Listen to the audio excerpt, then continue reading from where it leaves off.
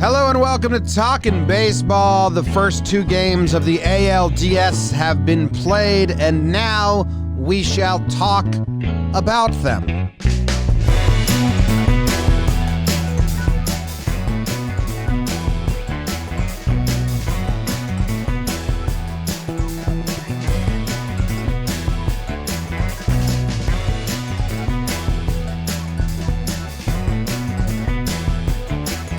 Hello and welcome to Talkin Baseball. Thank you very much for joining us today. My name is Jimmy. Sitting to my left is Jake, BBD in the corner, producing his butt off. And over in California, the soft coast, we have, we have Trevor Plouffe wearing a Jake Sucks hat and got his carrot picture behind him. I love the carrot picture. Big fan of the carrot picture. Jake, how are you doing? Art, I am good. Tell them where we are. James, Trevor, we're live in Roosevelt Studio East. Trevor Plouffe with the Roosevelt's tee on today. That'll put some lead in your pencil. I'm doing well. We've kicked off the AL Division Series. Trev's Yanks are rolling, and Jomboy's Astros are rolling a little bit. So some exciting storylines in the AL before the NL kicks it off today.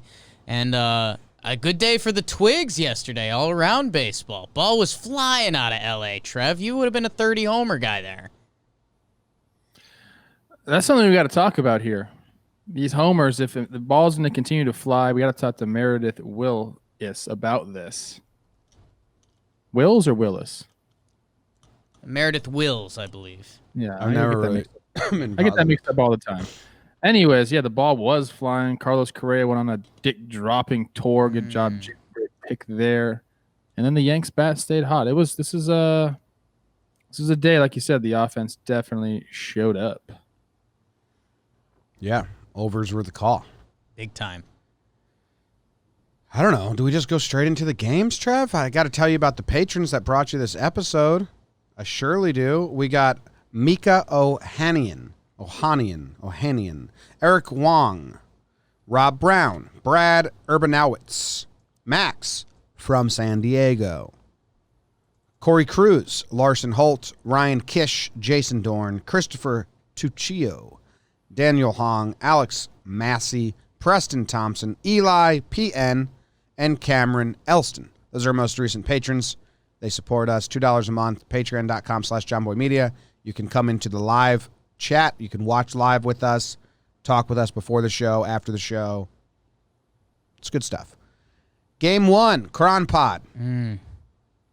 Game one. McCullers Bassett.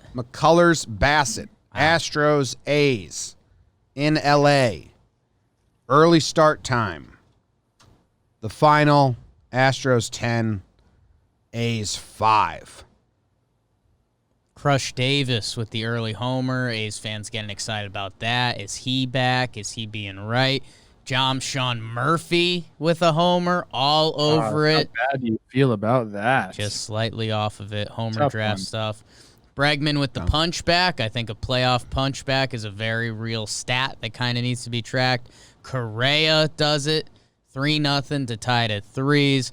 Matty Olson goes yard ski. A's fans are excited about that. He had a rough wild card. Is he getting it going? Can a sack fly? It's 5-3, and then Houston goes off in the 6th.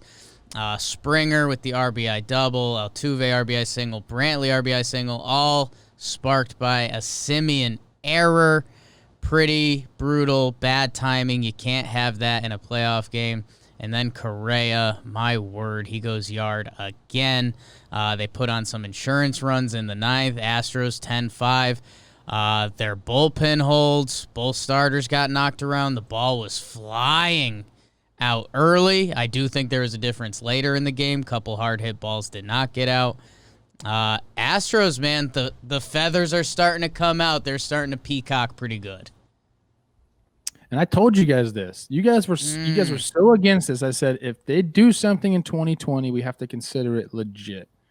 And right now, what they're doing is legit. Carlos Correa has taken it upon himself to be the most hated man in baseball. Then he backs it up with a dick-dropping torso. What are we supposed to say? We just got to say, great job. We're not going to forgive you for what you did. or forget about it. But I respect him for going out there and backing it up, man. I have something, Trev. Okay. What do you got? Thought about this, and I probably shouldn't even put it out there, but I'm almost like I just love a good storyline.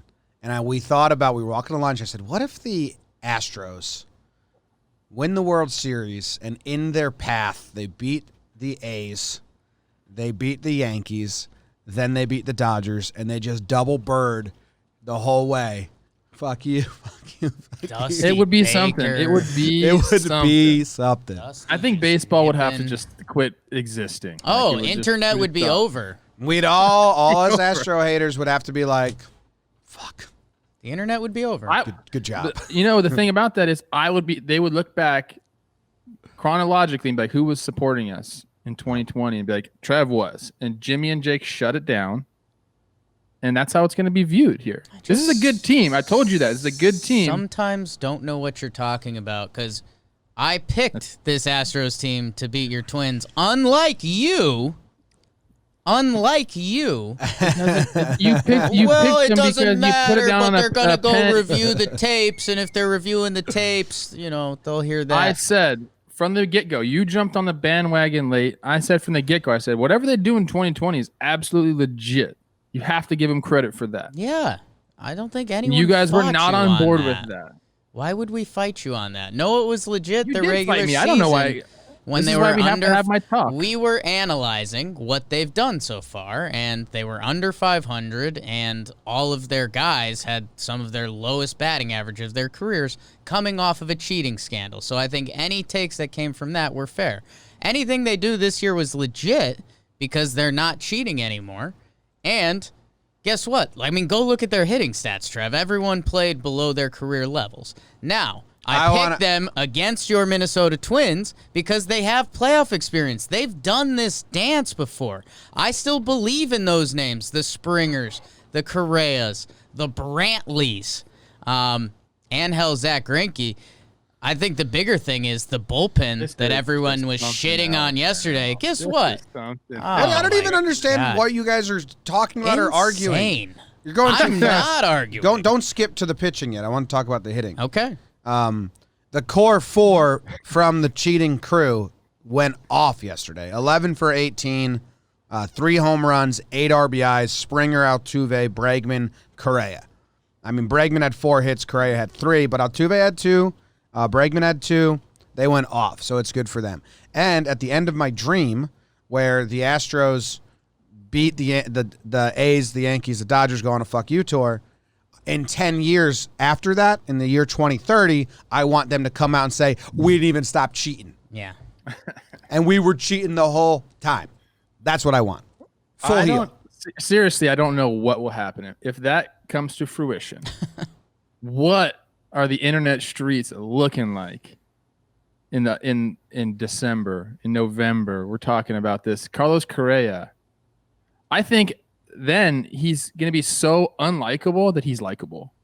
Like one of those people who's just so bad that you're like, okay, I kind of. It would be the A-Rod If he continues. No, he's not A-Rod. If Correa continues to talk out of his ass, like he's doing WWE promos after every game, and then the next game he hits a home run, and then he does this around the bases, he'll win me over. And I hate this dude. I think he's the lamest dude in baseball. I think he's a grade A weirdo. If he talks shit after every game and then delivers on the field and does the ear, he'll win me over just because I'm like, holy smokes. It is a spectacle. I'm going to say something unpopular right now. Here we go. The A's should have won that game. Yeah, I mean, they got 4 unearned. I don't know if 1 is the right thing to say because I do think so. The error looms large. The Simeon error allowed, and you got to make the pitches after that. They were up 5-3, top of the 6th. But baseball, playoff baseball, 5-3, 2-out error by Simeon is a very much make it matter. Lead off walk, make that matter. Error, make that matter. And they made that error matter so much. And as an infielder, all you can hope for is please get the next guy out. And hopefully it's just like a pop-up to the right fielder and nobody has to worry about anything. But more often than not, for some damn reason, this game comes back to bite you. Walks will haunt errors will haunt. And they came and put a 4 spot up, and that changed the game. Now all of a sudden you're down 2 runs after the error. Then I don't know who was in the 7th at the time, but a shutdown inning directly after that, and then they're back up to hit again, and they get another run. Like it was it, and it's the loneliest feeling on the baseball field for Simeon to be out there, and it's not only you're out there and you're watching these runs score and you know that it should be out of the inning, but it takes a toll on your body. They were out there for like 30 minutes that half inning. And then you got to go try to hit. It's a whole, just compounds on itself. So, they got to, if he makes that play, man, and it happens. We all know it happens. It's not like errors aren't going to happen in a baseball game, but that is. Yeah, and you know who they went clearly to the turning point for that shutdown inning, and Jake was pivoting us there to the bullpen for the Astros. They went to, how do you say his name, Manoli Paredes? Paredes, the young guy. Making his debut in the postseason. He didn't pitch in the wild card series. And he comes through with the shutdown inning there, and then another inning, 2 innings pitched. They leaned on him. They leaned on Blake. Blake Taylor, was he the first out of the pen? Guys, 5 innings pitched, 0 hits. Yeah, but from the Astros bullpen. And Blake Taylor. Taylor, Paredes, Javier, and Presley. And Presley is the only one that isn't a rookie. They leaned on rookies. Javier pitched in a wild card game. Blake Taylor and Paredes, I don't know, and debut and locked it down. Hey, man. Reddick's wife's probably super stoked with the bullpen now. Well, they're not rookies anymore. They got some seasoning on them. Battle scars. Yeah, and that's 2 again. minutes left. I think these guys, they're talented guys. They are young, but we saw this at the start of the season. This Astros bullpen got off to a really good start, and we were saying, who were these guys? A couple of them came back down to earth. Dusty saved them through the Twins wild card series. Now he lets them rip, and they look good. Paredes, he had that one like Catwoman play where he was all over the ground. That was kind of fun. You were worried about a rookie moment there. He recovers. And, hey, you end up putting up a 10 spot. The bullpen doesn't give up a hit through 5 innings. That's a pretty good formula to win baseball games. Bassett on the Oakland side, he got knocked around a little bit. Again, the ball was flying out. Didn't help him or McCullers. But Bassett, kind of like Trev was hinting to, and this is a little too harsh, not that it's like a party trick, but he's got some funk to him. And the more you see that funk, the less funky it is. He's got like a little of that long little league. Like it feels like there's an extra kind of wrist flip on his throw because he's so long.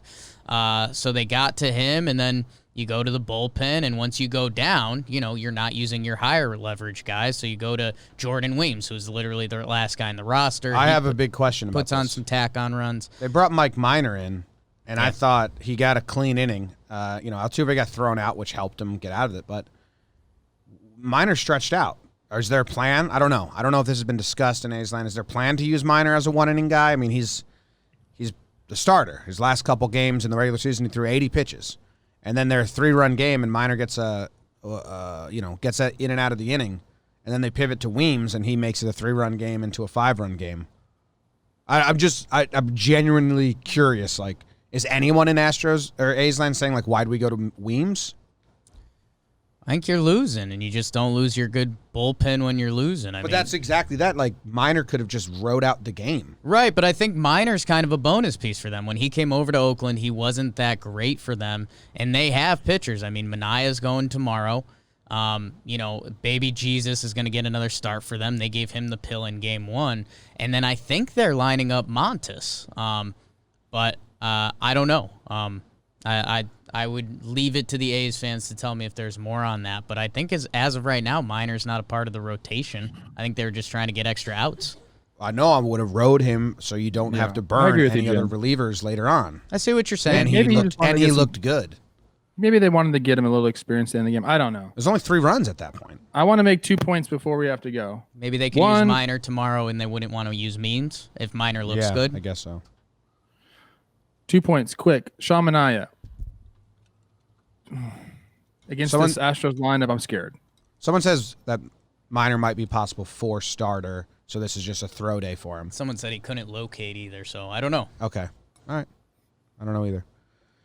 So, Trev, Manaea? Scared for Sean Manaea because this right-handers are waking up in the in the Astros lineup. So I'm scared for that. Number 2, and maybe my biggest point that I'm going to make here is I was all about Lance McCullers yesterday. Then after watching him actually pitch and his antics, I am now off of him, and I would not want him on my team.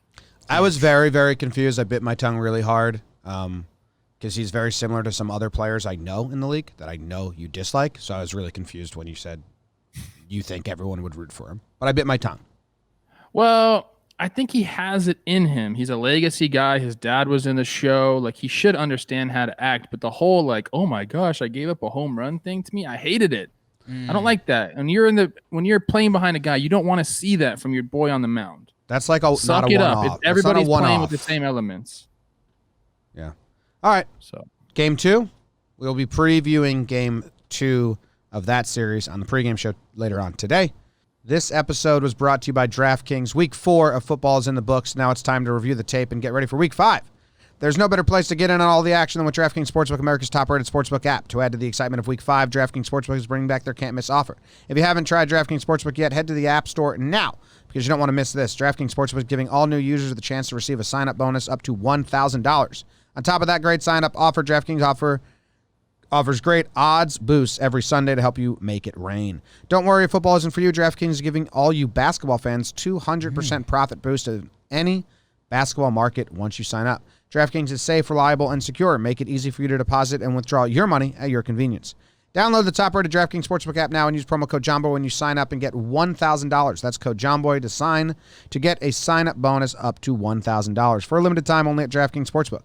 You must be 21 or older. New Jersey only. Bonus comprised of a first deposit bonus and a first bet match, each up to $500. Deposit bonus requires 25 times playthrough. Restrictions apply. See DraftKings.com/sportsbook for details. Gambling problem? Call 1-800-GAMBLER. The second game of the day was the Yankees versus the Rays. Ooh. Blake Snell versus Garrett Cole.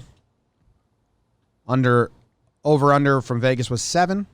They went way over. Yankees hit 4 home runs. Rays hit 6 home runs in the game. Jeez. Yeah, I mean, the story here is the Yankees offense. Again, they flipped the switch, and they're mashing. They get Snell out of the game early. Snell didn't look crisp at any point. And I don't know if that's chicken or the egg there because the Yankees spit on a couple curveballs early, and then he kind of abandoned it. And then he was trying to find the slider and change, and neither of those pitches.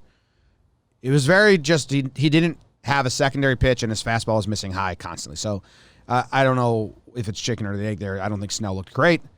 And then they get to their secondary bullpen piece, John Curtis, late in the game to blow it open.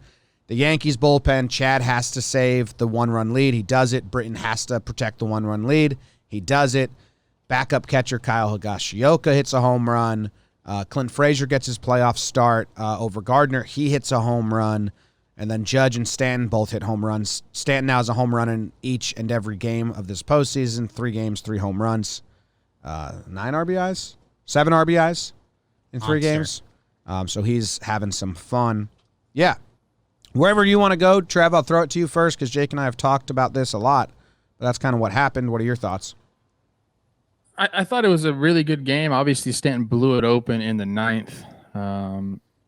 Too many walks. That's what I think. Let's see. They had 5 walks there and then another 5. So 10 walks total in the game. I guess that's kind of what these teams do. I don't know. As I was watching the game, I was like, why are they walking so many people?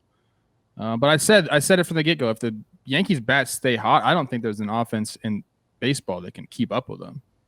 And that's what they did last night. I mean, going into the 9th, though, only a 1-run lead, right? And then Higashioka and then a grand slam. So game was close. I thought that Cole looked really good. He had his Choi moment, which is fucking hilarious to me. It's so funny. I said to Jake on the live stream, like 29 other fan bases, this is the most fun and enjoyable storyline that fucking G-Man Choi just crushes Garrett Cole. Not even like gets him, like crushes 14 at bats and 7 extra base hits now.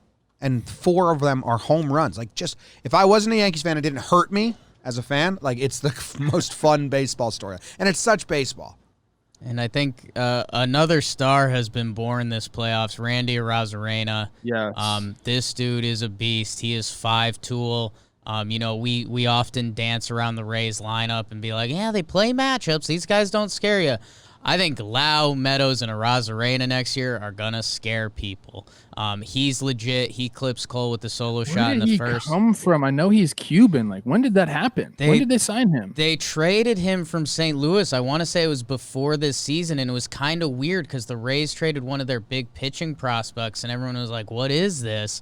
And then it turns out the Rays know what they're doing. I got to be honest with you. If you get a chance to sign a Cuban baseball player, you sign a Cuban baseball player. That's just bottom line. He signed back in 2016. Like if I'm a GM, I am. Come on, baby. He was part of the Jose Martinez trade. Yeah. Name a bad Cuban baseball player. It's impossible. I don't even know. It's impossible. They're so good. Trevor Plouffe showing his GM tactics. Wait, what? You're right. What do you got, Jim? Just that, like, I didn't realize he was part of that Jose Martinez trade this season. He's 25 years old. He mashes the ball. He was taking. I mean, He's a that ball beast. that Torres caught, the line drive, 114 miles an hour off the bat. That was a missile. That would have went. That was a low line drive, and it would have went all the way to the wall because it was hit so damn hard. That was a potential game changer. I think the theme of this game, Snell was on or off. Cole was on and off a little bit. He was still Garrett Cole, and he had 2 lockdown innings after the Yankees retook the lead, which was very important.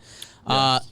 Hey, the Yankees, we talk about the Rays, and they push the right buttons, and G-Man Choi, my word. Yankees, they push buttons back. Clint Frazier gets the start. He hits a home run big. Kyle Higashioka, the personal catcher for Cole, controversy in Yankee land. Guess what? He hits a homer. He goes 2 for 4.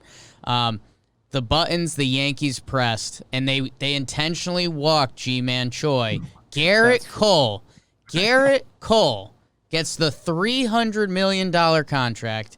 He intentionally walks G-Man Choi, which kudos to the Yankees. Soft.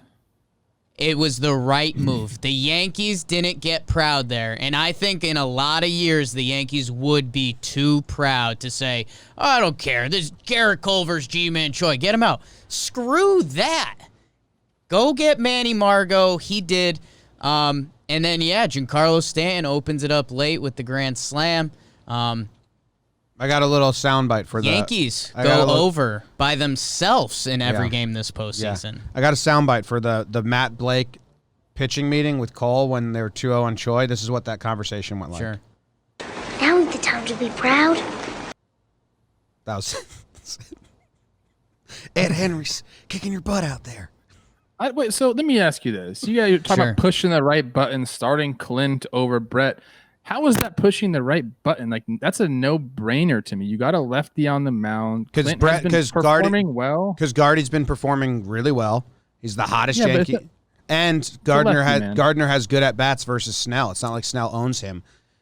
So you could have very much started Gardner and said, well, we're riding the hot hand. He's been doing it for us. This is Brett Gardner. Better defense. But you start Clint, and now Clint's part of this series, which if you sit Clint game 1, it's kind of not part of the series anymore. And then I don't know if you saw the mid-game I just interview. think that's an obvious play. It wasn't that obvious. The mid-game interview was the opposite conversation we're having right now. They interviewed Boone, and they go, what made you start Clint today? And he, laughed, and he was like, a really good year. Yeah. Good ball player for us. I don't know. I think he'll read too far into that stuff. I mean, look, it's a righty against a lefty. You do want to get him involved. He has performed well. It's a good option to have. You're completely right, Trevor. But at the same time, if one of Garrett Cole's first at bats, a ball gets hit to left field and Clint kind of misplays it, then everyone's like, oh, should have had the veteran Gardy out there. So you're absolutely people need to right. Relax. Need to relax. I need my 1 hour to talk common sense into people every week. Every week I need to have it. I want that too. We're on the same page there. I will say this. Trevor Payne. It ended up being a blowout, but the game was close. And it was a great game to watch. There was big moments in it. Cole stepped up when he went 100 up on Arozarena. That was awesome. Everybody knew that was coming.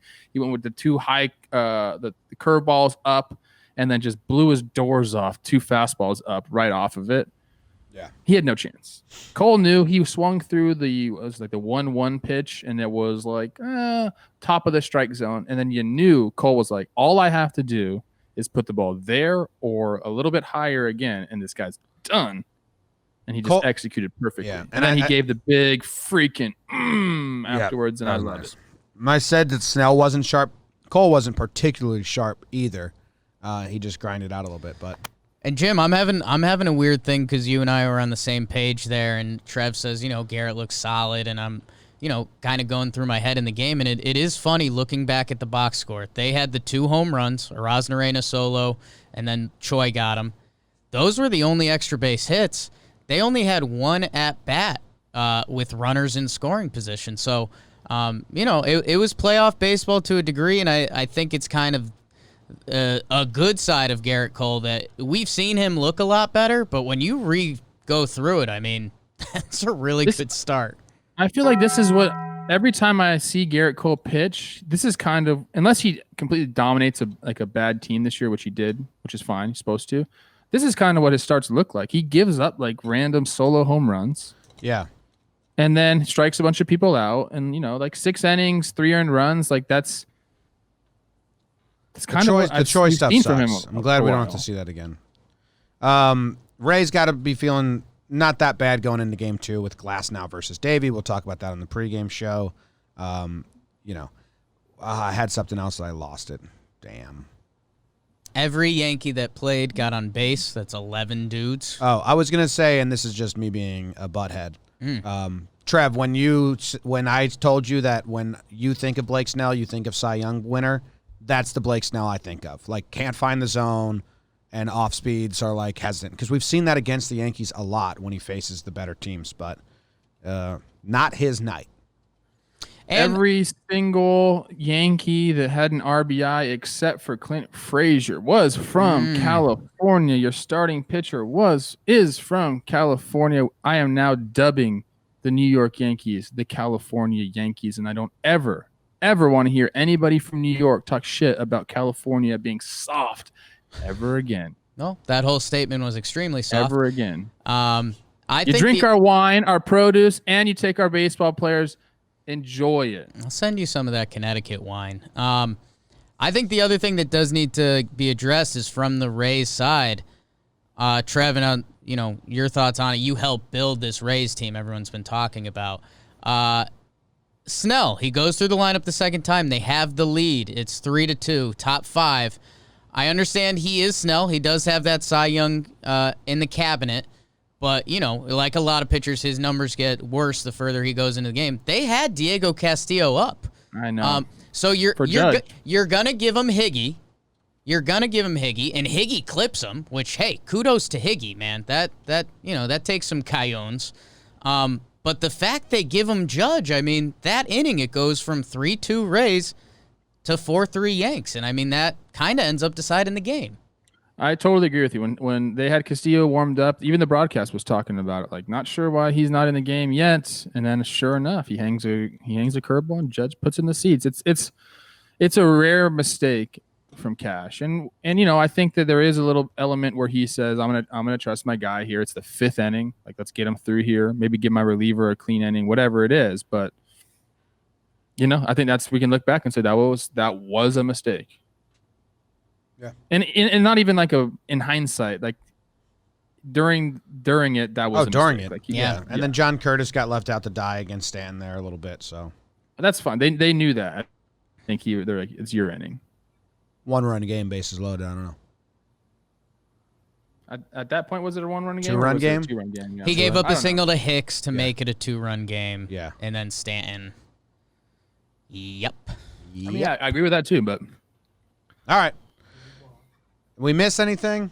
I think that's the 2 games. We got 4 coming up today. Pre-game show will start soon, and give our picks and our takes and our thoughts, and our feelings, emotions. It'll all go into it.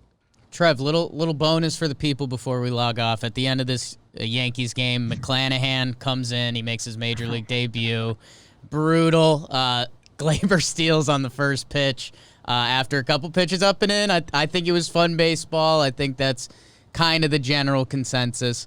And then Brett Gardner gives him a tough at bat, chops one over him. Him and the second baseman collide. And he ends up getting it out. It doesn't get too ugly, but it's a major league debut. Do you have any guys that came up that you played with that had like just a tough major league debut? Anything that jumps out? I mean, you put me on the spot here, man. I really know. have I'm to think. sorry. Maybe I'll save that for the preview. I got to trying- think about it. But I thought it was hilarious. Like that guy comes in, the last thing he's thinking about, they're up 6 runs. The last thing he's thinking about is picking over to first base or even looking at Gleyber Torres. So I thought it was an excellent time. And whether that was Gleyber being like, "Hey, should I just go right here?" or the first base coach being like, "You should probably just go." Yeah. I thought it was hilarious and really funny. And that guy. What's his name? Sorry. McClanahan. I knew it was something like that. Just a debut to remember. Like Jim was talking about getting run over by his guy. Yeah. But hey, how was your debut? debut? Didn't give any runs. You debuted in the playoffs? That must have been awesome. Oh, it's a fucking nightmare. It was a nightmare. Stole. But he's got it out. It can only go up from there. Second baseman tackled me. Old man Gardner chopped one over my head. Ran into a teammate. Got DJ LeMahieu to end the inning. Yeah. I got DJ to end the inning. There you go. It's on the That's all bell. I gotta say. All Another right. California guy. Nope. No, he's from Louisiana. No, I don't know. I just Can't made that just. Yeah. We know. Claiming them all. We got it. up. Are you sure? Yeah. Oh, yeah. LSU. Go Tigers. All right. Thank you, guys. We'll see you He was later. born in Visalia, so I'm right. Thank you very much. DJ LeMahieu, California guy. Check sucks. Jomboy, California. California guy.